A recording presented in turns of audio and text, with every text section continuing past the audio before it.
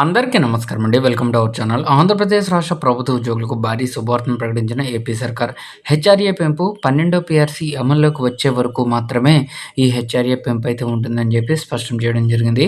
So ఈ వీడియోలో వీటి గురించి పూర్తి వివరాలు అయితే తెలుసుకుందాం. సో ముందుగా వీడియోని సపోర్ట్ చేసే వారందరూ కూడా వీడియోని ఒక లైక్ చేసి మీతోటి ఉద్యోగ మిత్రులకు వీడియోని అయితే షేర్ చేయండి.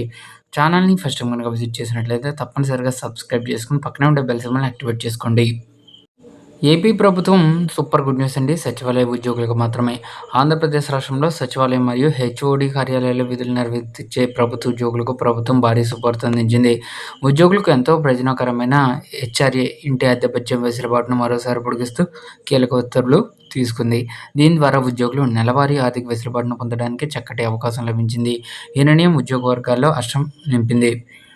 ఇక ఇంటి అద్దె భత్యం పొడిగింపు వివరాలు చూసుకున్నట్లయితే మూల వేతనంలో 24% లేదా గరిష్టంగా నెలకు రూ. 25,000 చొప్పున ఇంటి అద్దె చెల్లించేందుకు వెసులుబాటును ప్రభుత్వం కొనసాగించింది.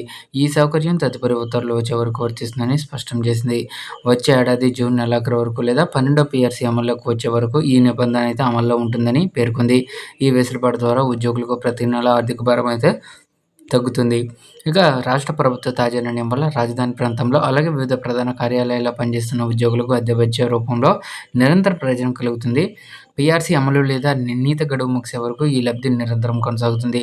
ప్రభుత్వం తీసుకున్న ఈ సముచిత నిర్ణయం పట్ల ఉద్యోగ సంఘాలు కృతజ్ఞతలు తెలుపుతున్నాయి. ఉద్యోగుల సంక్షేమం కోసం ఎప్పుడూ ప్రభుత్వం ముందు ఉంటుందని ఈ నిర్ణయం మరోసారి రుజువు చేసింది.